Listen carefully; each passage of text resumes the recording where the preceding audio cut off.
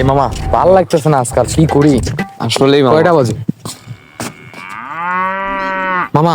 মামা টাকা টাকা নিবি? দাঁড়া দাঁড়া, আশেপাশে দেখ কারো নাকি এটা।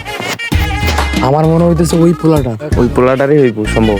এখন টাকাটা নেওয়া যাবে না, ওর সাথে যা কোনো মতো মিলটা লাগাই, হ্যাঁ কোনো মতো ওটা দিয়া পাঠাই, তারপরে এসে টাকা নেবো, বুঝছিস? চল চল। টাকা টাকা নেই। এই মামা, এই মামা, এই মামা, কি অবস্থা? ভালো আছো? এই তো অনেকদিন পর দেখা যায় না, কি করতেছো মামা? আমার একটু টাকা পড়ছে। টাকা পড়ছে? ও 10 টাকা না, মানে কয় টাকা পড়ছে ভাই?